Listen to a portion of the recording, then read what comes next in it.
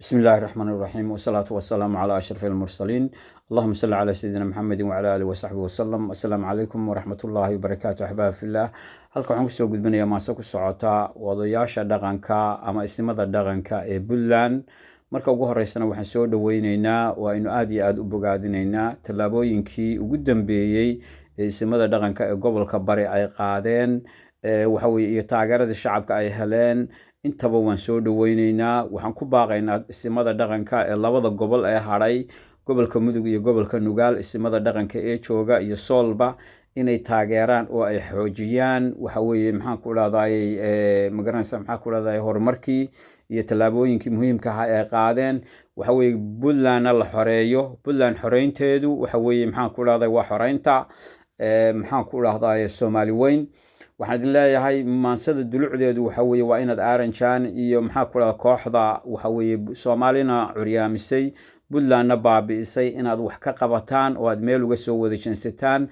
waxay idinku baraarujinaysaa mas'uuliyaddii aad lahaydeen waxayna u aanaynaysaa waxa weeye wax allaale wixii dhibaato ay ummadda soo gaadhay gaabiska dhaqanka.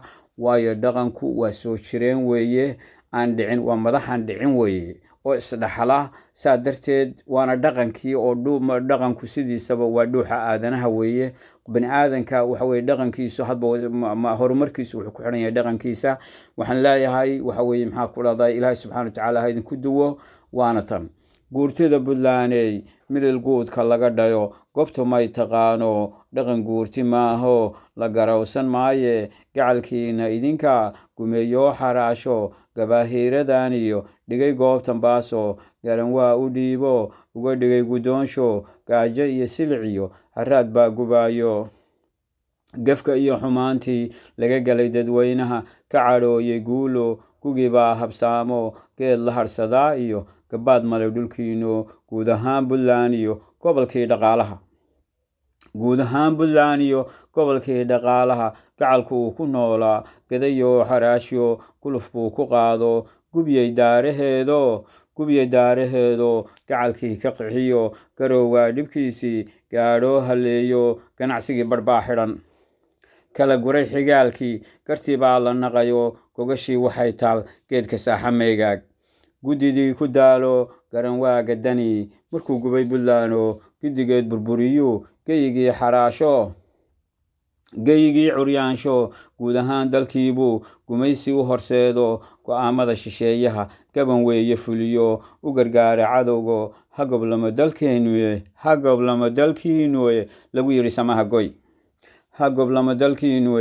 yidhi samaha goy guurtida warkeediyo ha garowsan ehelko maangaabka liitiyo garadlaawe ururso gacan sii hallowgo giniyaashan qaado gudo waajibkeenno guuldarrooyinkiiniyo gefka abid